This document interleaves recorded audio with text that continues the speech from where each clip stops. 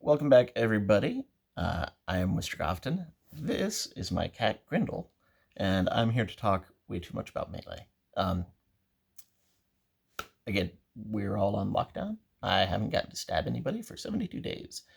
I missed Gulf Wars, there's not going to be Pinsick, and I am thinking way too much about Melee. In the previous video, I mentioned some recent discussions online have led me to want to talk about how to train Melee, even when we're on these restricted activities because of COVID. So the previous video was about sort of my Melee philosophy, or my Melee training philosophy, and how to train when there's just you. So this video is about what to do when there are two of you. You know, maybe you have a friend who's already in your airspace, or maybe that cat is bad. Maybe, you know, when things get relaxed, you can meet up with one person and train with them, hopefully. Maybe only two people ever show up to your practice. You can still train Melee. So how are we going to do that? First, train basic maneuvers. If you watched the Book of 4 Things video series, I went through the 4 different things that fighters can do, or that a unit can do when it meets another unit. It can lightly engage, stand here, poke at each other, which is what we always do. It can run around the right, it can run around the left, and it can go through. And Rapier fighters don't go through well. But you can practice with just the two of you these maneuvers. What will you need? You'll need something that can stand in for a line. A picnic table is good. A tree. Stand in really for the end of a line. But really, you can just put a piece of rope on the ground. All you need to know is where the end of the line is. So we're going to use this car as our end of the line. And then you walk through those maneuvers from the Book of 4 Things videos. You know, come to light engagement. Okay, you don't need to drill this one. But there's just the two of you. You work running the right. You work staying together, not being spread out. You work, you work that when you get to here, this person stays engaged and this person runs this way, comes around on the backside of the line. You work, walk it slow to make sure you're doing it perfectly. Then maybe, like I said, then run it to make sure that you guys can stay together and not get broken up. Run it without warning. At some point, this is going to happen. Okay, this one goes, how long does it take this person to catch up or to realize? That might be a good situation to have a distraction in place if you can. Because otherwise this person's just going to be staring over here, right? Not sure what to do for a distraction. Make them recite poetry they don't quite know, so that they're sitting there trying to think of what's the next line of that. Then this person goes, shall I compare thee to a summer's day? Whatever gets them thinking about something other than whether or not this person's moving. And then on the other hand, you run it to command, the initiation. So now this person's in charge. They go when this person says go. Now you need this person distracted or deaf. Put earphones on, play them as loud as you can. So this person's yell has to be very loud. Yeah, because in a Melee situation, everybody's distracted. There's all sorts of things going on.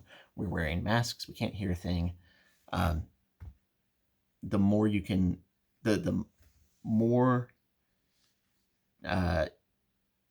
this person has to yell, has to project to be heard, to successfully give the command, the better training this is for training this person to give commands. It's back to that Melee training theory discussion that I had in the previous video. Train the thing you want to train. So Don't train other stuff. So, okay. Then they advance, they advance. This person yells advance. Hopefully this person hears it. They're rocking out to Archangelo Corelli.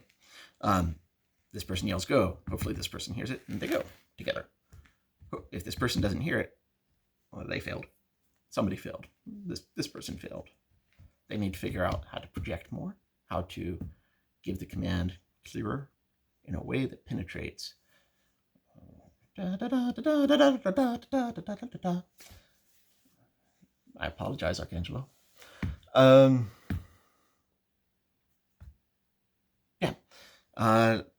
You can, once you've established, this is the line that you run around for that wrap right, for that tight wrapping action. Trade rolls. Now, you work the counter. This person, they come up. This person runs. Can they beat this person? Can they get around here before this person can step out and block them? This person's stepping out to try to block them. Again, here it helps to have distraction. If this person is gaming it, drifting out this way as they advance, they're breaking the drill. Then you're not training the skill that you want to train, which is this person's ability to react and intercept, and this person's ability to move very quickly and get around that corner, because that's very difficult. Train that skill. How quickly can this person move to get around the corner? How quickly can this person come out to intercept? Again, helps to have a distraction here. The way you do that is you set a task for them that requires memory or visual attention. They have to be looking at something else, counting cars that go by in the park over here, counting the stripes on a cat. Come on, Grendel.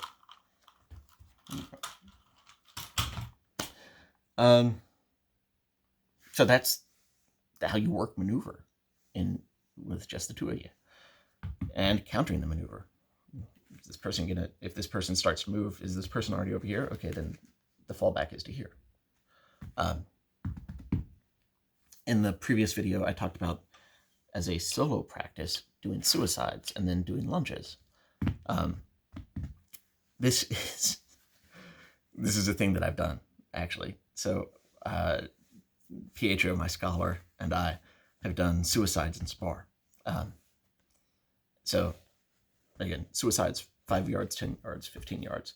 Sprint to 5, sprint to 10, sprint to 15, sprint 5 and back, sprint to 10 and back, sprint to 15 and back, sprint to 10 and back, sprint to 5 and back. And then you fight 3 passes. Doesn't matter how they go. You just fight 3 passes, high tempo, go. Because what do you do in a melee? You run a lot, and then you fight. If you want to train the thing, you train the thing. Run a lot, and then fight. Fight for it trains being in control. It trains being a safer fighter. It trains being better able to recognize the opportunity, maneuver, all of that. It also rewards being faster. Faster fighter gets to come back here and stand here and gasp once or twice before this person comes back. And they're just a little more oxygenated. Hey, being the faster fighter, the faster one to run from res, is also a good thing in a real melee. Train the thing you want to train. So that's suicides in spar. Last thing is more working on complication of the scenario. The way you do that is one of the ways you can do that is you create multiple win conditions, multiple possible win conditions.